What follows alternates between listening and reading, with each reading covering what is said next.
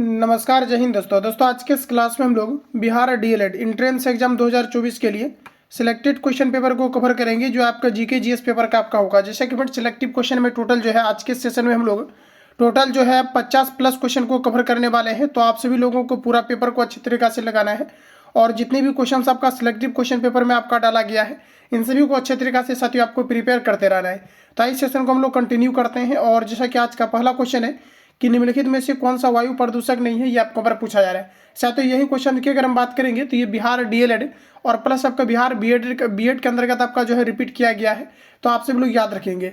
तो फिर यहाँ पर अगर हम बात करें हम लोग, चूंकि यहाँ पर जितने भी सिलेक्टिव क्वेश्चन आपका डाला जा रहा है ये क्या है कि कॉमन क्वेश्चन है, जो निश्चित रूप से आपके बराबर आपका पूछा जाता था और जहाँ से क्वेश्चन आपका डेफिनेटली जिस सेशन से आपके क्वेश्चन आपका कंप्लीटली जो है सबसे ज़्यादा आपका निश्चित तौर पर आपके उठाए जाते थे, तो उन सभी टॉपिक्स को कवर किया जा रहा है। तो आप सभी लोग इसको अच्छे तरीके से सारे पेपर को लगाएंगे। तो जैसा कि दोस्तों कहा जा रहा है कि निम्नलिखित में से कौन वायु प्रदूषक नहीं है, ये आपको नंबर बताना है। ऑप्शन आपके सामने दिया गया है। तो दोस्तों अगर देखेंगे तो सल्फर डाइऑक्साइड हमारा जो होता है ये वायु प्रदूषक होता है और यही सल्फर डाइऑक्साइड के कारण से अम्ल वर्षा भी होती है। इसके अलावा कार्बन आपका मोनोऑक्साइड दिया गया है, जिसे हम लोग उदासीन गैस कहते हैं और इसे हम लोग दम घुटने वाली गैस कहते हैं। इसके अलावा आपका जो है हाइड्रोजन आपका सल्फाइड दिया गया, तो ये सभी हमारा जो है वायु प्रदूषक के अंतर्गत आता है। लेकिन फिर से अगर ऑक्सीजन की बात करेंगे तो ये हमारे वायु प्रदूषक के अंतर्गत नहीं आता है। तो ऑप्शन हमारा जो है सी करेक्ट हो जाएगा, ध्यान रखेंगे। अगला क्वेश्चन है दोस्तों नेक्स्ट हमारे यहाँ पर दिया गया है प्रश्न की प्रथम जीव की उत्पत्ति हुई। ऑप्शन सामने दिया गया है पृथ्वी पर, हवा में, जल में, किसी अन्य ग्रह पर। तो बताइएगा आप लोग कि प्रथम जीव की जो उत्पत्ति हुई थी ये सत्य आपका जो है कहाँ पर हुआ था। तो देखिए दोस्तों हमारा राइट आंसर जो हो जाएगा ये आपका पर जल में हो जाएगा, यानी ऑप्शन आपका सी करेक्ट हो जाएगा। वही साथियों अगर हम बात करेंगे कि जो मानव है इसका मूल निवास स्थान क्या है, तो ध्यान रखना आप लोग अफ्रीका हो जाएगा। क्या हो जाएगा आपका? अफ्रीका हो जाएगा। और यहाँ पर हमारा जो एग्जैक्ट आंसर होगा ऑप्शन सी करेक्ट हो जाएगा। अगला क्वेश्चन है साथियों नेक्स्ट हमारा दिया गया है प्रश्न की जीवन की उत्पत्ति जीव से होती है, इस कथन का सत्यापन किया। तो देखिए दोस्तों जीवन की उत्पत्ति जीव से होती है, इस कथन का जो सत्यापन किया गया है ये किनके द्वारा किया गया है ये आपको पर बताना है। तो ये देखिए आपका जो है ओपेरियन के द्वारा किया गया है, ऑप्शन आपका डी करेक्ट हो जाएगा।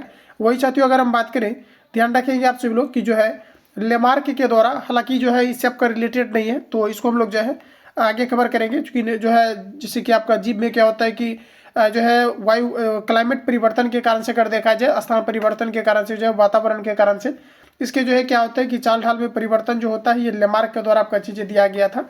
तो आप ध्यान रखेंगे ऑप्शन हमारा यहाँ पर डी करेक्ट हो जाएगा। अगला क्वेश्चन हमारा नेक्स्ट यहाँ पर आपको दिया गया है सभी प्रश्नों में आपको अटेम्प्ट लेना है, क्योंकि सभी क्वेश्चन आपके एग्जाम पॉइंट ऑफ व्यू से इंपॉर्टेंट है। और यहाँ पर देखेंगे तो आप जितनी भी जो है क्या है कि सिलेक्टिव क्वेश्चन आपका डाला गया है, इसके अलावा कोई आप इंपॉर्टेंट बुक उठाना है वहाँ पर हुबहू क्वेश्चन आपके जो है सारे के सारे आपको मिल जाएगा। बाकी मैं इतना अलग से आपको प्रैक्टिस भी कराया है ताकि डेफिनेटली आप देखेंगे तो ज़्यादा से ज़्यादा आप जो क्वेश्चन को अटेम्प्ट ले पा रहे होंगे। अगला क्वेश्चन इस साथियों दिया गया है कि पौधे की किस भाग से कॉफी प्राप्त होती है, ये आपको पर पूछा है। ये सभी क्वेश्चन आपके अब बनने चाहिए। तो साथियों आपको दिया गया है कि पौधे के किस भाग से कॉफी की प्राप्ति होती है, ये आपको पूछा है, बराबर रिपीट किया गया है। तो देखिए हमारा राइट आंसर हो जाएगा बीज से किया जाता है, यानी ऑप्शन हमारा जो है बी करेक्ट हो जाएगा। साथियों अगर हम बात करेंगे कॉफी उत्पादन में सबसे अग्रणी राज्य कौन सा है, तो ध्यान रखेंगे आपका कर्नाटक है। और याद रखना आप सभी लोग अगर हम बात करेंगे चाय उत्पादन में तो असम हो जाएगा हमारा अग्रणी राज्य।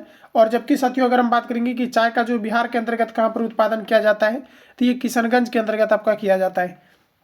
देखिए भारत में जो उगाए जाने वाले कॉफ़ी का आपका प्रकार है, ये मैक्सिमम कॉफ़ी का जो प्रकार है हमारा अरेबिका है। ध्यान रखेंगे कौन सा कॉफ़ी भारत के अंतर्गत उगाया जाता है, अरेबिका है। ये क्वेश्चन आपका पूछ दिया गया है, तो याद रखेंगे ऑप्शन आपका बी करेक्ट हो जाएगा। जो भी मैं आपको फैक्ट कवर कराता हूँ सभी को ध्यानपूर्वक आपको सुनते रहना है, क्योंकि यहाँ से क्वेश्चन आपके एक ही क्वेश्चन के साथ साथ आपका कई सारे क्वेश्चन आपके कवर होते हैं। अगला क्वेश्चन हमारा नेक्स्ट दिया गया है कि निकोटीन पाया जाता है। देखिए दोस्तों बताइएगा आप लोग कि निकोटीन जो हमारा है ये कहाँ पर पाया जाता है, तो ये हमारा राइट आंसर हो जाएगा तंबाकू की पत्ती में निकोटीन आपका पाया जाता है। तो फ्रेंड्स ये आपका तंबाकू की पत्ती में पाया जाता है, ऑप्शन हमारा बी करेक्ट हो जाएगा।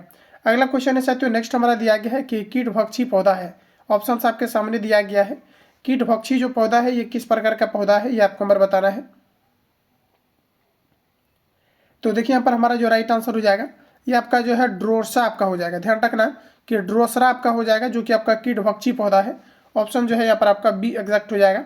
अगला क्वेश्चन की अगर हम बात करें तो दिया गया है कि डीएनए का मॉडल प्रस्तुत करने के लिए 1962 में यानी 1962 में नोबेल पुरस्कार मिला था। देखिए साथियों जो हमारा डाइन्यूक्लिक राइबोस जो है डाइन्यूक्लिक जो हमारा एसिड है इसके बारे में आपको बता रहे हैं कि जो है किनको जो है इनके क्षेत्र में नोबेल पुरस्कार से सम्मानित किया गया था, ये आपको नंबर बताना है। तो देखिए हमारा राइट आंसर हो जाएगा वाटसन एवं क्रिक। ध्यान रखेंगे 1962 में जो है वाटसन एवं क्रिक को जो है डीएनए का मॉडल प्रस्तुत करने के लिए इन्हें नोबेल पुरस्कार से सम्मानित किया गया था। ऑप्शन आपका ए करेक्ट हो जाएगा। अगला क्वेश्चन है साथियों, नेक्स्ट हमारा दिया गया है अनुवांशिकता के जन्मदाता माने जाते हैं। वेरी इंपॉर्टेंट क्वेश्चन, याद रखना है। अनुवांशिकता के जन्मदाता किसे माना जाता है? तो ये साथियों आपके माना जाता है मेंडल को। ध्यान रखना ये आपका हो जाएगा मेंडल। मेंडल ने जो है सर्वप्रथम अपना जो प्रयोग दिखाया था ये मटर के पौधे पर आपका दिखाया था। ध्यान रखना है। ऑप्शन हमारा साथियों डी करेक्ट हो जाएगा। अगला क्वेश्चन की अगर हम बात करें तो नेक्स्ट हमारा दिया गया है आलू क्या है, ये आपको बार बताना है। साथियों देखिए हमेशा से क्वेश्चन जो आपका पूछा जाता है क्या होता है कि जैसे आपको दे दिया जाता है कि आलू के हम लोग किस भाग को खाते हैं या मूली के किस भाग को खाते हैं, तो ध्यान रखना कि आलू से हमारा क्या होता है कि पुनः पौधा निकल जाता है, और जिससे कि पुनः पौधा निकल जाए वो आपके तना के अंतर्गत आता है। जैसे हम लोग बात करेंगे गन्ना का, जिसे हम लोग कहते हैं ईख, तो देखिए गन्ना के हम लोग किस भाग को खाते हैं, तो तना को खाते हैं, क्योंकि गन्ना से आप देखेंगे तो गन्ना आपका निकल जाता है, इसका कोई बीज नहीं होता है। उसी तरह से अगर देखा जाए तो आलू से भी आलू निकल जाता है कुछ समय रखने के बाद। उसी तरह से अगर देखा जाए तो प्याज से आपका क्या होता है, प्याज निकल जाता है। इसी कारण से क्या होता है कि जिसमें कायिक प्रबंधन हो, जिसमें कि स्वतः क्या हो तो पेड़ पौधा निकल जाए, ये आपके तना के अंतर्गत आता है। और यही एकमात्र आपका सटीक ट्रिक है जिससे कि ऑल ओवर आप क्वेश्चन को डील कर सकते हैं, नहीं तो फिर आप फंस जाएंगे। तो आपको दिया गया आलू, तो आलू के हम लोग किस भाग को खाते हैं, तो कंद को खाते हैं। और यहाँ पर आपको दिया गया है जड़, तना, फल, बीज। तो बताइएगा कि आलू के हम लोग किस भाग को खाते हैं, तो तना को खाते हैं, क्योंकि आलू से आपका पुनः जो है आपका पौधा निकल जाता है। तो इन ट्रिक को आपको माइंड में फिट रखना है। अगला क्वेश्चन है साथियों, नेक्स्ट हमारा दिया गया है, कहा जा रहा है कि चेचक के वैक्सीन को सर्वप्रथम तैयार किया। देखिए चेचक के वैक्सीन यानी कि वैक्सीन को जो सर्वप्रथम तैयार किया गया था, ये किया गया था आपका जो है जेनर के द्वारा, एडवर्ड जेनर के द्वारा किया गया था, डॉक्टर जेनर, यानी ऑप्शन हमारा बी करेक्ट हो जाएगा। देखिए जो चेचक होता है ये आपका बेरियोला वायरस के कारण से होता है।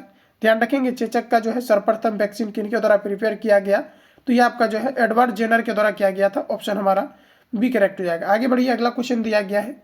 अगला क्वेश्चन में हमारा नेक्स्ट में कहा जा रहा है कि निम्नलिखित में से कौन सी बीमारी पर काबू पा लिया गया है। देखिए कौन सी बीमारी पर काबू पा लिया गया है, तो देखिए टीबी पर जो है आपका काबू पा लिया गया है। इसके अलावा जो है पोलियो पर काबू पा लिया गया है। तो यहाँ पर हमारा राइट आंसर हो जाएगा टीबी। ऑप्शन आपका ए करेक्ट हो जाएगा।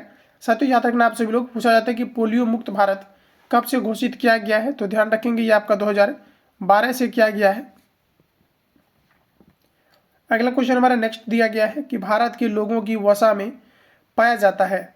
देखिए भारत के लोगों की वसा में पाया जाता है, तो देखिए तो फैट से रिलेटेड क्वेश्चन आपका है, तो आप यहाँ पर याद रखना एक से आपका जो है 30 ppm जो है DDT आपका पाया जाता है। ऑप्शन हमारा बी करेक्ट हो जाएगा। जबकि सबसे अधिक अगर एनर्जी की प्राप्ति बताए कि जो है किसे हमें मिलता है, तो ये आपके वसा से ही आपका मिलता है।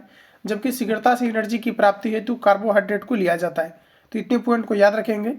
अगला क्वेश्चन हमारा नेक्स्ट में दिया गया है कि प्राकृतिक कीटनाशक बोला जा रहा है कि एजाडिरकटिन प्राप्त होता है। देखिए प्राकृतिक कीटनाशक बोला जा रहा है कि एजाडिरकटिन प्राप्त होता है। किससे प्राप्त होता है ये आपको नंबर बताना है, तो ये आपको नीम से प्राप्त होता है।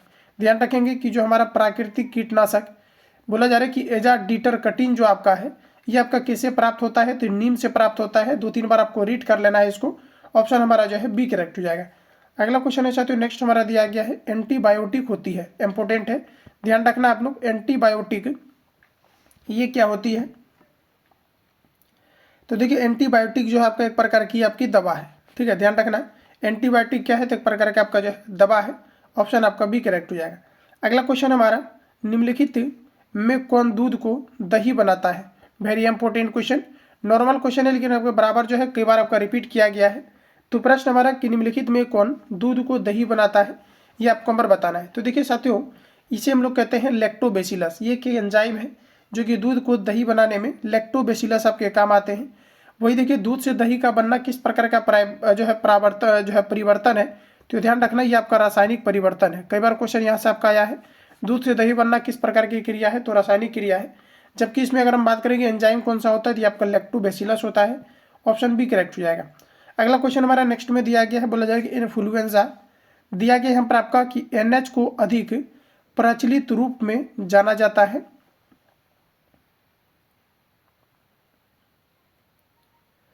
तो तो साथियों यहाँ पर हमारा राइट आंसर हो जाएगा, इसे हम लोग कहते हैं स्वाइन फ्लू। क्या कहते हैं हम लोग? स्वाइन फ्लू कहते हैं, यानी जो आपका इन्फ्लुएंजा है, इन्फ्लुएंजा को अधिक प्रचलित रूप में जाना जाता है तो इसे स्वाइन फ्लू के रूप में जाना जाता है। ऑप्शन हमारा बी करेक्ट हो जाएगा। अगला क्वेश्चन हमारा नेक्स्ट यहाँ पर आपको दिया गया है, रडार का आविष्कारक कौन था? तो बताइएगा आप लोग राइट आंसर क्या हो जाएगा। रडार का जो आविष्कार किया गया था ये आपका किया गया था रॉबर्ट वाटसन के द्वारा।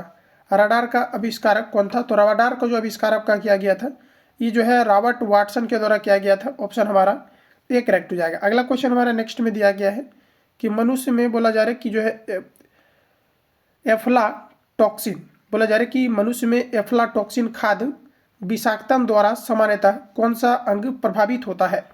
प्रश्न है कि मनुष्य में एफ्लाटॉक्सिन खाद्य विषाक्तन द्वारा सामान्यतः कौन सा अंग प्रभावित होता है, ये आपको नंबर बताना है। तो ये हमारा राइट आंसर हो जाएगा यकृत।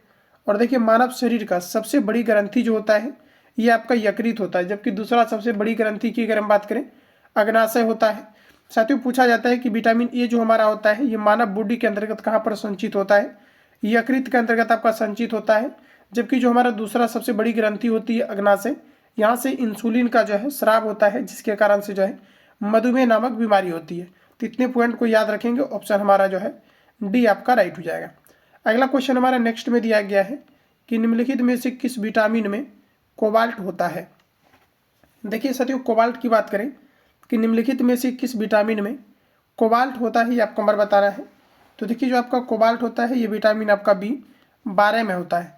ध्यान रखेंगे कि जो हमारा विटामिन बी होता है ये सबसे अधिकतम मात्रा में केला में पाया जाता है और इसके कमी के कारण से बेरी नामक रोग होता है। तो ऑप्शन आपका यहाँ पर जो है डी राइट हो जाएगा। अगला क्वेश्चन में दिया गया है कि इनमें से रक्तदाब का जो है मापक यंत्र कौन सा है? जैसा कि साथियों आपको याद है कि जो है मैंने आपको बताया था कि जो हमारा ब्लड होता है ये आपका 100, ये जो आपका होता है ये आपका 80 से लेकर के जो है 100 जो है आपका 20 आपका होता है इसका रेंज। अगर 180 से अगर कम होता है तो लो हो जाता है ब्लड प्रेशर, और 120 से अगर अधिक होता है तो ये आपका हाई हो जाता है। तो यहाँ पर आपका प्रश्न है, और ये कई बार क्वेश्चन आपका पूछा गया है, याद रखना है। प्रश्न हमारा कहा जा रहा है कि इनमें से रक्तदाब का मापक यंत्र कौन सा होता है, ये आपको नंबर पूछा जा रहा है। तो इसमें हमारा राइट आंसर हो जाएगा स्फिग्मोमैनोमीटर। देखिए स्फिग्मोमैनोमीटर के द्वारा बॉडी के जो है ब्लड प्रेशर को मापा जाता है। तो ऑप्शन हमारा जो है सी आपका करेक्ट हो जाएगा। अगला क्वेश्चन देखिएगा सामने है, विद्युत उत्पन्न करने के लिए कौन सी धातु का उपयोग होता है? ऑप्शन आपके सामने दिया गया है। तो देखिए विद्युत को उत्पन्न करने के लिए कौन सी धातु का प्रयोग किया जाता है, ये आपको नंबर बताना है। तो इसमें आपका यूरेनियम का प्रयोग किया जाता है। वही साथियों अगर हम बात करेंगे कौन सा यूरेनियम का प्रयोग किया जाता है, तो यूरेनियम आपका 235 का आपका प्रयोग किया जाता है। देखिए परमाणु जो है विद्युत उत्पादन के लिए जो पहला हमारा परमाणु संयंत्र जो खोला गया है ये महाराष्ट्र के अंतर्गत तारापुर नामक एक स्थान है जहाँ पर कि खोला गया है। और इसमें आपका कई बार पूछा भी जाता है, तो इसमें याद रखना यूरेनियम 235 का आपका प्रयोग किया जाता है।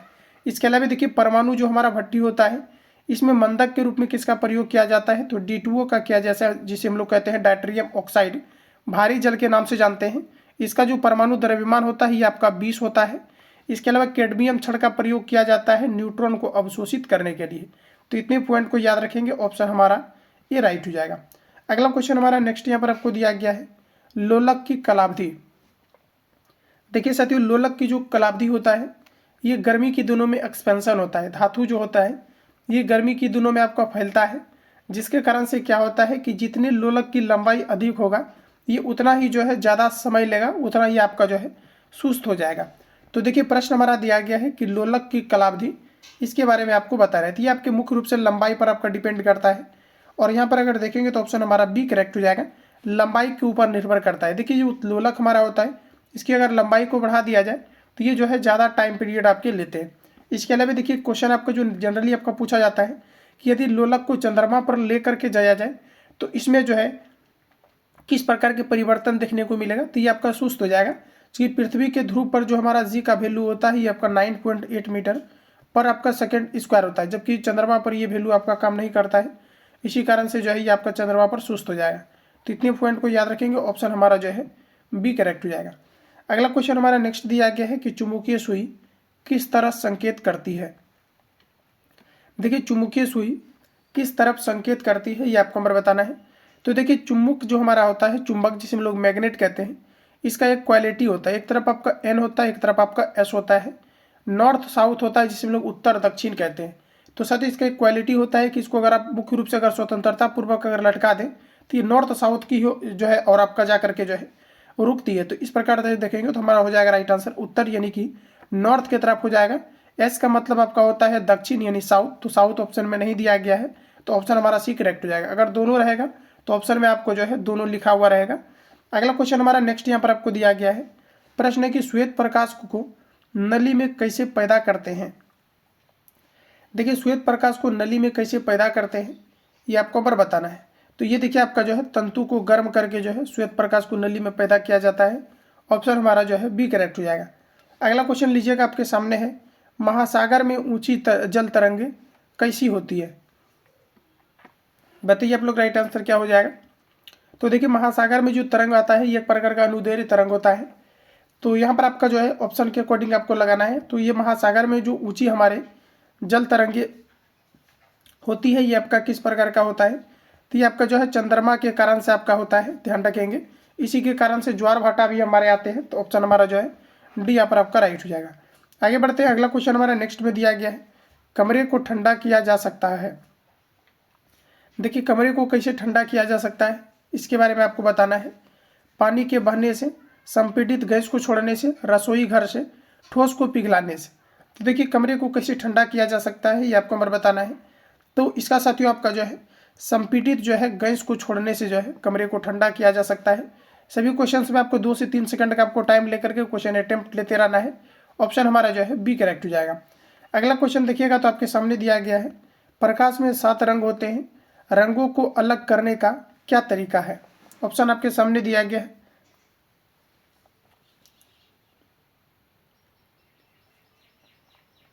तो देखिए यहाँ पर क्या होता है कि जब भी कभी क्या होता है कि प्रिज्म से यानी कि श्वेत प्रकाश में आपका अभी 7 रंग आपके पाए जाते हैं। इसमें क्या होता है कि जब श्वेत प्रकाश को आप इसमें जो है आपका गुजारा जाता है प्रिज्म से होकर के, तो ये अभी आपके 7 रंग में आपके जो है विभक्त आपके हो जाते हैं। ठीक है, तो इसमें क्या होता है कि अभी 7 रंग में आपका विभक्त हो जाता है। तो ये जो आपका अभी 7 रंग में विभक्त होता है इसका मुख्य जो है कारण क्या होने का, तो प्रिज्म। तो हमारा प्रश्न है कि प्रकाश में 7 रंग बोला जा रहा है कि है, रंगों को अलग अलग करने का तरीका क्या हो सकता है। तो मुख्य रूप से आपका प्रिज्म हो जाएगा। तो यहाँ पर अगर देखेंगे तो एक प्रिज्म से रंगों को अलग अलग किया जा सकता है, यानी ऑप्शन हमारा जो है ये आपका करेक्ट हो जाएगा। अगला क्वेश्चन आपके सामने है साथियों, नेक्स्ट हमारा दिया गया है, सूर्य ग्रहण तब होता है जब। बताइएगा आप लोग राइट आंसर क्या हो जाएगा, सूर्य ग्रहण कब होता है। तो देखिए यहाँ पर आपका राइट आंसर ये हो जाएगा, चंद्रमा जो है बीच में हो तो ऐसे केस में जो है आपका क्या होता है, तो सूर्य ग्रहण लगता है। ठीक है, ध्यान रखेंगे।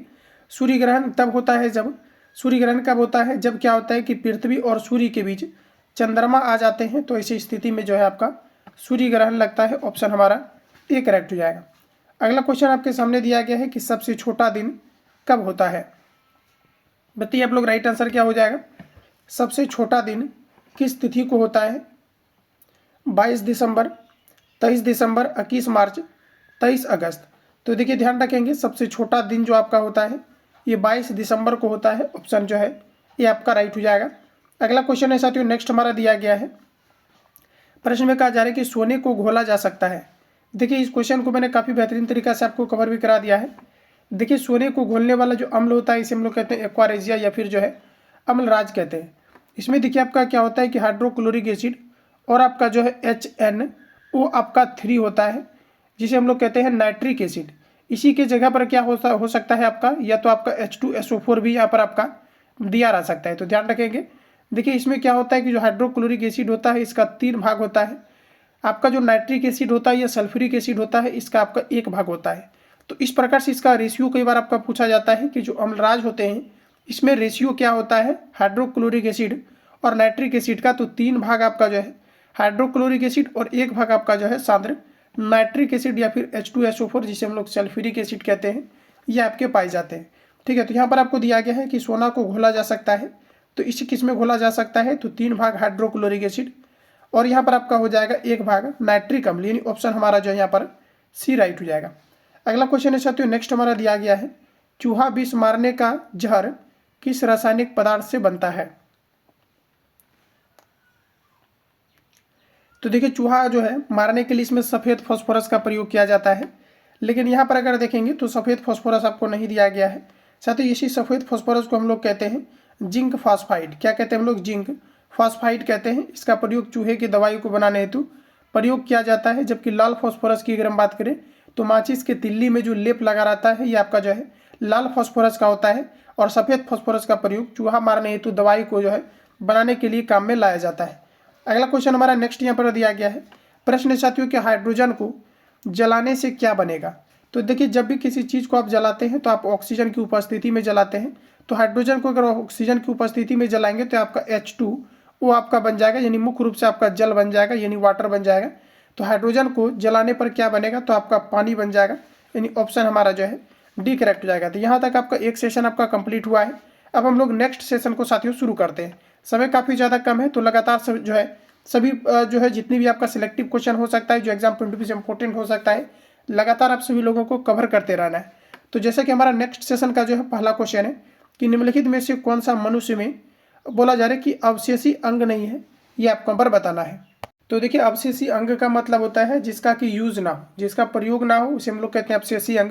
जैसे कान का जो बाह्य हमारा बनावट होता है ये सभी आपके अवशेषी अंग के अंतर्गत जो है आपका आ जाता है। तो आप देखिए दिया गया है कि निम्नलिखित में से कौन सा मनुष्य में अवशेषी अंग नहीं है, ये आपको नंबर बताना है। ठीक है, बताना है आपको कि कौन सा अवशेषी अंग जो है आपका नहीं है। तो यहाँ पर अगर देखेंगे साथियों तो सामने वाला जो है चपट दांत जो होता है, कृदंत जिसे हम लोग कहते हैं, ये आपका अवशेषी अंग आपका नहीं है। ध्यान रखेंगे, ऑप्शन हमारा जो है सी आपका करेक्ट हो जाएगा।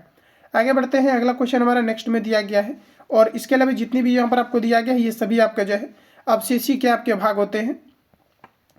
अगला क्वेश्चन हमारा नेक्स्ट दिया गया है, बोला जा रहा है कि शर्कराओं में सबसे मीठी होती है।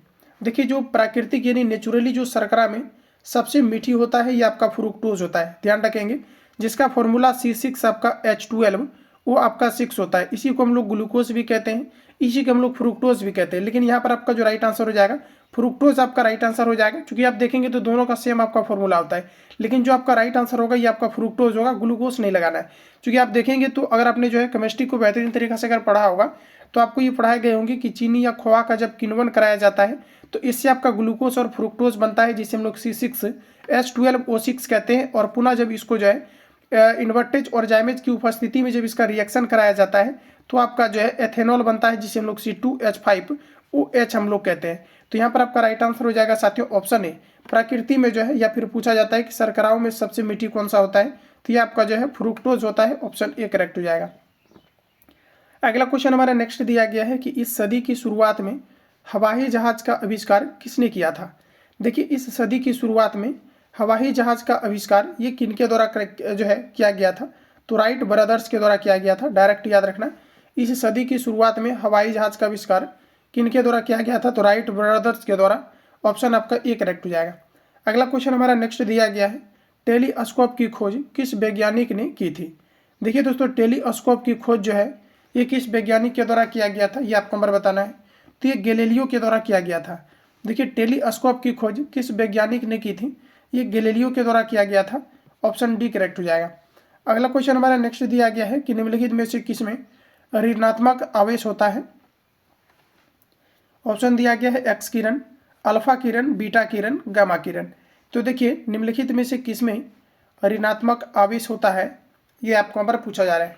तो देखिए ऋणात्मक आवेश जो हमारा होता है ये आपके बीटा किरण के अंतर्गत होता है, ऑप्शन जो है आपका सी करेक्ट हो जाएगा। साथियों कई बार क्वेश्चन आपके आते रहता है एक्स किरण का खोज किनके द्वारा किया गया था? तो खोज से रिलेटेड अगर क्वेश्चन आएगा तो एक्स किरण के बारे में आपसे पूछा जाता है। तो ये WC रॉन्टजन के द्वारा किया गया था। एक्स किरण का खोज WC रॉन्टजन के द्वारा किया गया था। निम्नलिखित में से किसमें ऋणात्मक आवेश होता है? तो हमारा हो जाएगा बीटा किरण, ऑप्शन सी करेक्ट हो जाएगा। अगला क्वेश्चन आपके सामने दिया गया है, प्रश्न हमारा कि दो बोला जा रहा है कि उत्तोत्तर श्रृंग अथवा दो उत्तोत्तर गर्त के बीच की दूरी को क्या कहते हैं? देखिए इस प्रकार से आपका होता है, दो श्रृंग या दो गर्त के बीच की दूरी को जो है क्या कहा जाता है, ये आपको बताना है। तो इसे हम लोग कहते हैं तरंग दैर्घ्य। देखिए दो श्रृंगों या दो गर्तों के बीच की दूरी को हम लोग कहते हैं तरंग दैर्घ्य, और यहाँ पर इसको हम लोग कहते हैं आयाम। ध्यान रखेंगे, इसको क्या कहते हैं हम लोग? आयाम कहते हैं, ऑप्शन हमारा जो है बी करेक्ट हो जाएगा। आगे बढ़ते हैं, अगला क्वेश्चन हमारा नेक्स्ट में दिया गया है, बोला जा रहा है कि पदार्थ के संवेग के अनुपात से कौन सी भौतिक राशि प्राप्त की जाती है? देखिए, पदार्थ के संवेग के अनुपात से कौन सी भौतिक राशि प्राप्त की जाती है? तो देखिए, हमारा राइट आंसर हो जाएगा द्रव्यमान को प्राप्त किया जाता है। ऑप्शन सी करेक्ट हो जाएगा। जो है पदार्थ के संवेग के अनुपात से कौन सी राशि को जो है प्राप्त किया जाता है? तो देखिए दोस्तों, आपका राइट आंसर हो जाएगा द्रव्यमान प्राप्त किया जाता है। और देखिए, संवेग के बारे में याद रखना है कि संवेग का जो हमारा एसआई मात्रक होता है केजी मीटर पर आपका सेकेंड होता है। ध्यान रखेंगे, केजी मीटर पर आपका सेकेंड होता है। ऑप्शन हमारा जो है सी करेक्ट हो जाएगा। अगला क्वेश्चन हमारा नेक्स्ट दिया गया है। प्रश्न है कि बल गुणनफल है। देखिए, बिल्कुल आपका यही लेवल रहने वाला है डीएलएड के एग्जाम्स में आपका। तो बल का गुणनफल क्या है? यानी कि बल बराबर साथियों आपका जो फॉर्मूला होता है आपका हो जाता है, यानी एफ बराबर आपका होता है एफ एस कोस थीटा। तो देखिए, बल बराबर आपको पूछा जा रहा है। एफ बराबर हमारा फॉर्मूला होता है एम ए। एम का मतलब आपका होता है द्रव्यमान, ए का मतलब होता है त्वरण। तो देखिए, बल गुणनफल है किसका? तो द्रव्यमान और त्वरण का आपका गुणनफल होता है, जो कि ऑप्शन हमारा बी में दिया गया है, द्रव्यमान और त्वरण, यानी ऑप्शन जो है बी राइट हो जाएगा। अगला क्वेश्चन में आपको बताना है कि निम्नलिखित में से कौन सी राशि सदिश नहीं है। देखिए, जो सदिश राशि होता है इसमें जो है परिमाण और दिशा दोनों होते हैं, जबकि अदिश राशि में केवल परिमाण होते हैं। तो आपको बताना है कि निम्नलिखित में से कौन सी सदिश राशि है, ये आपको पर बताना है। तो साथियों, यहाँ पर हमारा राइट आंसर हो जाएगा आयतन। देखिए, आयतन जो हमारा होता है ये पूछा जा रहा है कि कौन सी सदिश राशि नहीं है। तो आयतन जो आपका है ये सदिश राशि नहीं होता। आयतन में केवल परिमाण होता है। आयतन में किसी प्रकार का जो है डायरेक्शन की आवश्यकता नहीं होता। बाकी विस्थापन देखा जाए, वेग देखा जाए, बल देखा जाए, तो ये सभी आपके वेक्टर क्वांटिटी है, सदिश राशि के अंतर्गत आता है। अगला क्वेश्चन हमारा नेक्स्ट दिया गया है। बोला जा रहा है कि 1 किलोमीटर दूरी का तात्पर्य है। देखिए, 1 किलोमीटर दूरी का तात्पर्य क्या है? 1 किलोमीटर जो हमारा दूरी होता है यह आपका 1000 मीटर के बराबर होता है। ऑप्शन के अकॉर्डिंग लगाना, तो 1000 मीटर यहाँ पर आपको दिया गया है, नहीं तो फिर इसमें आपको 100 से गुना करके सेंटीमीटर में लेके जाया जा सकता था। तो ऑप्शन हमारा यहाँ पर जो है सी करेक्ट हो जाएगा। अगला क्वेश्चन लीजिए, आपके सामने है। प्रश्न में कहा जा रहा है कि त्वरण ज्ञात करने का सही सूत्र है। देखिए, जो हमारा त्वरण होता है यानी कि ए होता है, इसका एसआई मात्रक आपका क्या होता है? मीटर पर सेकेंड स्क्वायर। वही साथियों, अगर हम बात करें कि त्वरण का जो हमारा फॉर्मूला होता है ए बराबर ये आपका v माइनस यू बाय आपका टी होता है। डायरेक्ट इसको याद रखेंगे, यहाँ से न्यूमेरिकल भी आपके आते हैं। तो बोला जा रहा है कि त्वरण ज्ञात करने का सही सूत्र क्या है? तो ए बराबर आपका v माइनस यू बाय आपका टी हो जाएगा, जो कि ऑप्शन हमारा सी में दिया गया है। तो ऑप्शन सी आपका राइट हो जाएगा। अगला क्वेश्चन हमारा नेक्स्ट दिया गया है। सल्फर हेक्साफ्लोराइड अणु का आकार कौन सा है? देखिए, सल्फर हेक्साफ्लोराइड अणु का जो आकार है ये किस प्रकार का है?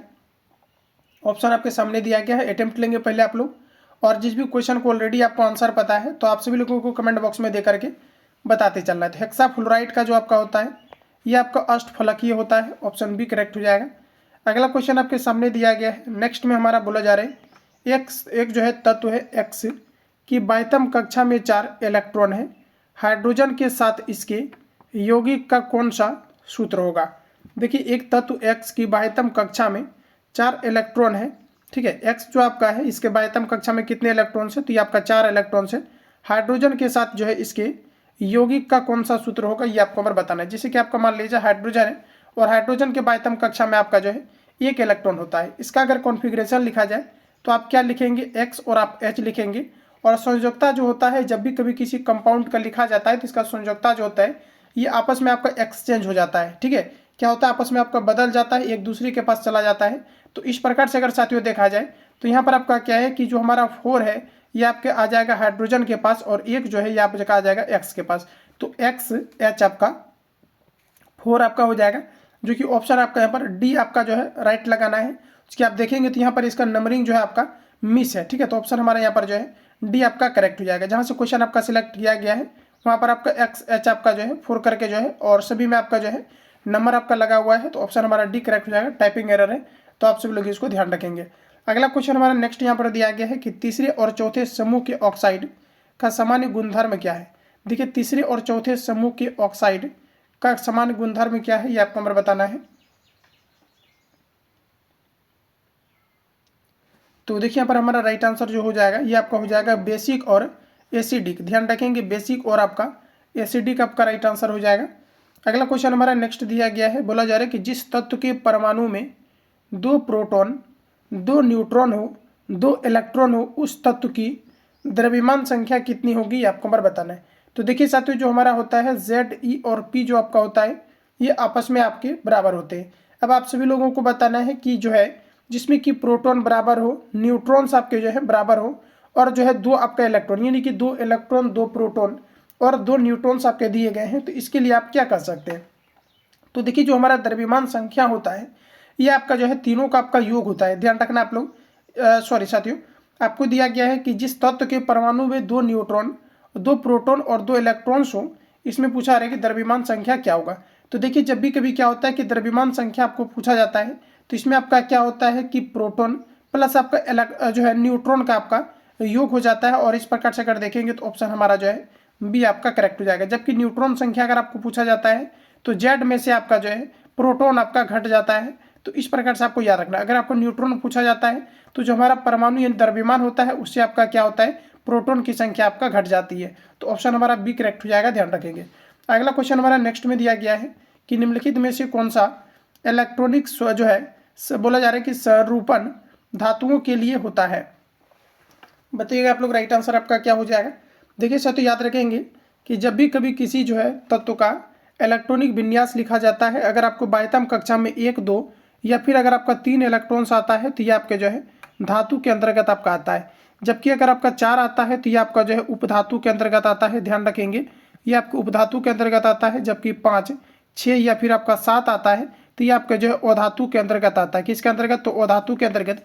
जबकि 8 आपका आता है तो 8 आता है तो ये आपका जो है वो अक्रिय गैस हो जाता है, जिसे हम लोग कहते हैं नोबुल गैस। तो इतने पॉइंट पे यहाँ से नोट डाउन करेंगे। अब प्रश्न हमारा कि जो है कि निम्नलिखित में से कौन सा इलेक्ट्रॉनिक संरूपण धातु तत्वों के लिए होता है। तो धातु के लिए 1 2 या फिर आपका जो है 3 आपका हो सकता है, तो वही आपका धातु होगा। और यहाँ पर देखेंगे तो बाह्यतम कक्षा में आपका जो है 8 दिया गया है तो ये आपका गलत हो जाएगा। 7 दिया गया है तो आपका गलत हो जाएगा। 8 दिया गया गलत हो जाएगा। कितना होना चाहिए, तो 1 2 या आपका 3 होना चाहिए बाह्यतम कक्षा में। ऑप्शन हमारा यहाँ पर साथियों डी करेक्ट हो जाएगा। अगला क्वेश्चन आपके सामने दिया गया है। नेक्स्ट में कहा जा रहा है निषेचन की क्रिया कहाँ पर होती है, ये आपको हमारा बताना है। तो देखिए क्या होता है, निषेचन की जो क्रिया होता है मेल और फीमेल के संयुग्मन के थ्रू, यहाँ पर इसके बारे में बताना है कि निषेचन की जो हमारी क्रियाएं होती है ये आप जो है आपके कहाँ पर होते हैं। तो आपका राइट आंसर हो जाएगा अंडवाहिनी में होता है। ऑप्शन आपका यहाँ पर जो है बी साथियों आपका करेक्ट हो जाएगा। अगला क्वेश्चन हमारा नेक्स्ट दिया गया है। प्रश्न कहा जा रहा है कि थायराइड ग्रंथि से बोला जा रहा है कि थायरॉक्सिन स्रावित करने के लिए उत्तेजित करने वाला अंतःस्रावी हार्मोन कौन सा है। देखिए प्रश्न के ऊपर रिपीट कर लेना। प्रश्न हमारा कहा जा रहा है कि थायराइड ग्रंथि से थायरॉक्सिन स्रावित करने के लिए उत्तेजित करने वाला बोला जा रहा है कि अंतःस्रावी हार्मोन कौन सा है, इसके बारे में आपको पूछा जा रहा है। तो यहाँ पर जो हमारा एग्जैक्ट आंसर हो जाएगा ये आपका यहाँ पर हो जाएगा THS कहते हैं। क्या कहते हैं, TSH कहते हैं। ऑप्शन हमारा ए करेक्ट हो जाएगा। अगला क्वेश्चन हमारा नेक्स्ट दिया गया है।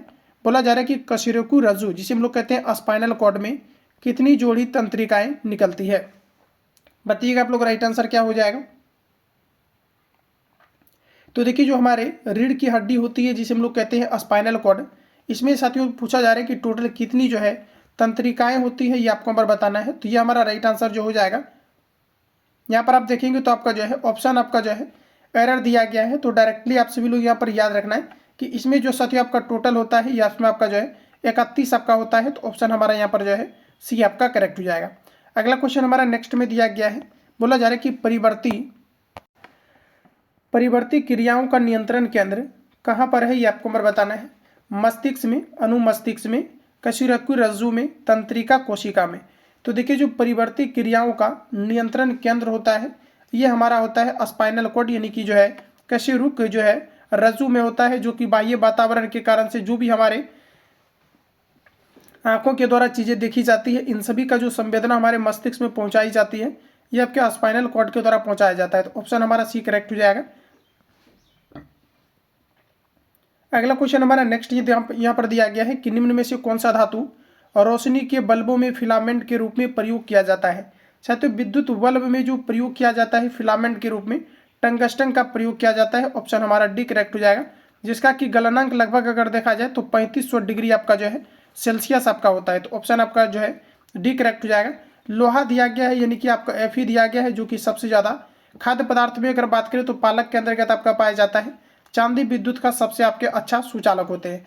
अगला क्वेश्चन लीजिए आपके सामने है। प्रश्न में आपको कहा जा रहा है कि निम्न में से किसे शुष्क बर्फ कहते हैं। तो देखिए शुष्क बर्फ जो होता है ये ठोस कार्बन डाइऑक्साइड को कहा जाता है। और यहाँ पर फाइनली हमारा राइट आंसर जो हो जाएगा, ठोस कार्बन डाइऑक्साइड को शुष्क बर्फ कहा जाता है। ये सभी क्वेश्चन फ्रेंड्स आपका कई बार आपका रिपीट किया गया है, तो आप सभी लोग इसको नोट डाउन कर लेना। ठोस कार्बन डाइऑक्साइड को जो है शुष्क बर्फ के रूप में जाना जाता है। आगे बढ़ते हैं। अगला क्वेश्चन हमारा नेक्स्ट में दिया गया है कि निम्न धातुओं में से कौन सा सामान्य ताप पर द्रव है। निम्न धातुओं में से कौन सा सामान्य ताप पर द्रव है, ये आपको नंबर बताना है। तो देखिए दिया गया है सीसा, पारा, निकिल और आपको टिन दिया गया है। तो देखिए कमरे के ताप पर कौन सा ऐसा धातु है जो कि द्रव अवस्था में पाया जाता है, तो ये आपका राइट आंसर हो जाएगा पारा। पारा का सिंबल आपका होता है Hg, जिसे हम लोग क्विक सिल्वर भी कहते हैं। इसका परमाणु क्रमांक आपका 80 होता है। पारा साथ ही याद रखेंगे -39 डिग्री सेल्सियस टेम्परेचर पर आपका जमता है। पारा से ही आपका भखरा सिंदूर का सूत्र बनाया जाता है, जिसे हम लोग HgS कहते हैं। और इसी पारा का प्रयोग जो है थर्मामीटर में किया जाता है।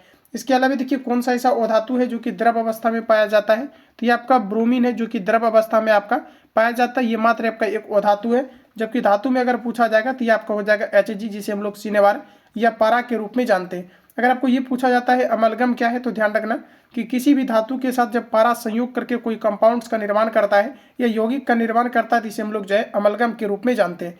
आगे बढ़ते हैं। अगला क्वेश्चन हमारा नेक्स्ट में दिया गया है।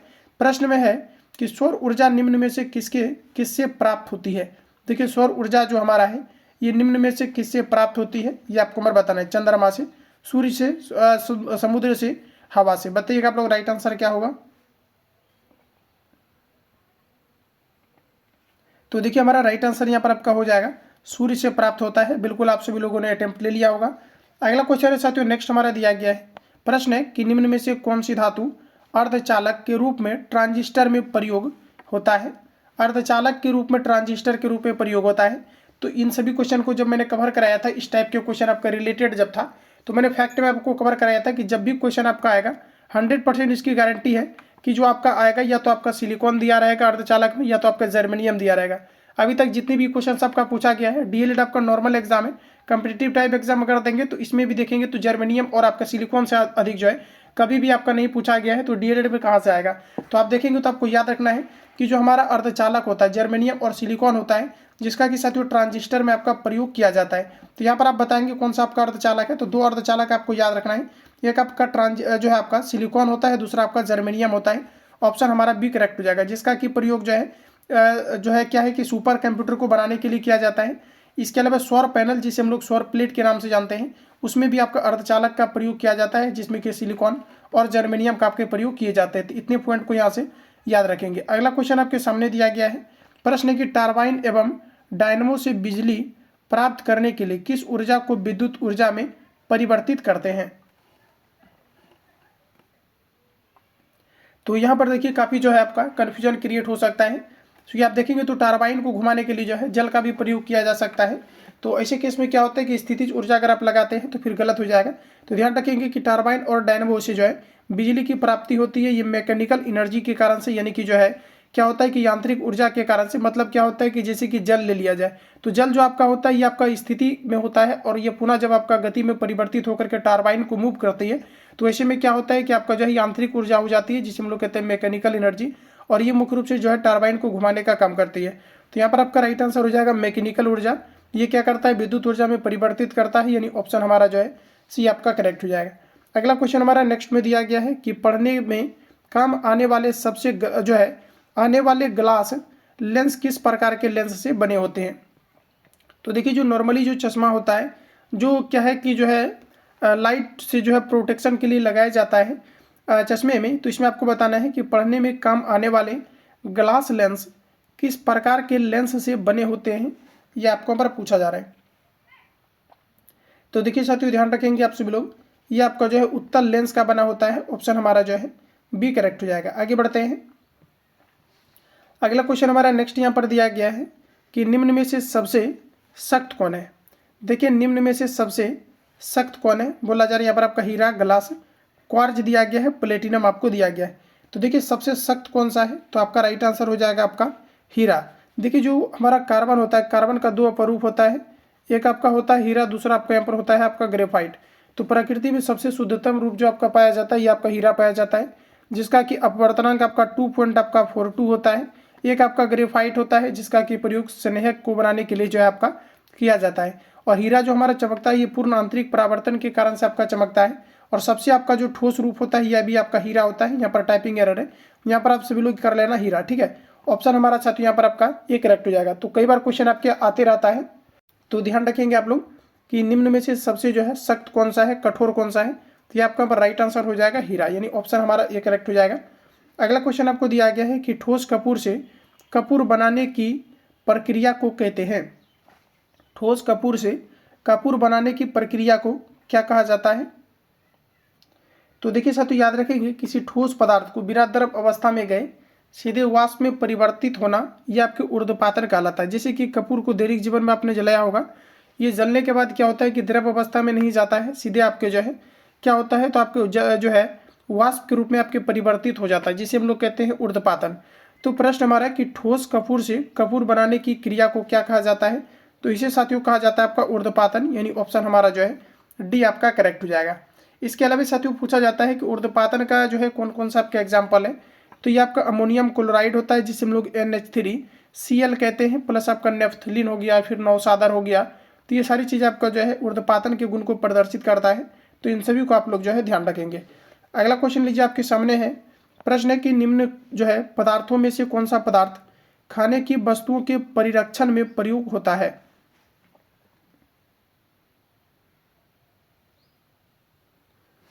तो इसमें आपका जो है सोडियम बेंजोनेट का प्रयोग किया जाता है।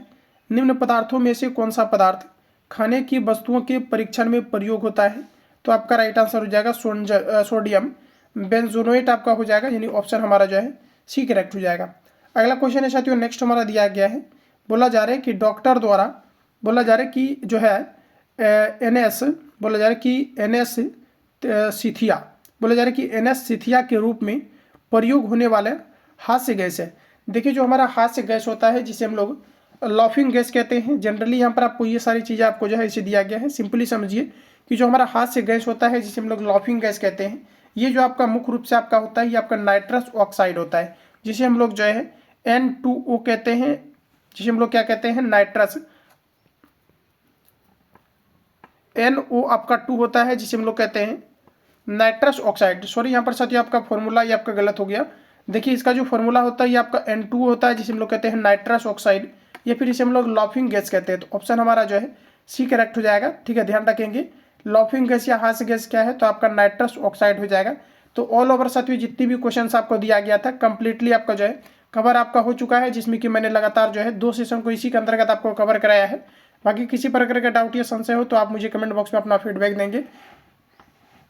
जो लोग चैनल पर पहली बार विजिट किया है चैनल को सब्सक्राइब करके बेल आइकन को प्रेस कर लेना, क्योंकि जब भी क्लास अपलोड हो तो नोटिफिकेशन आपको टाइम टू टाइम मिलते रहे।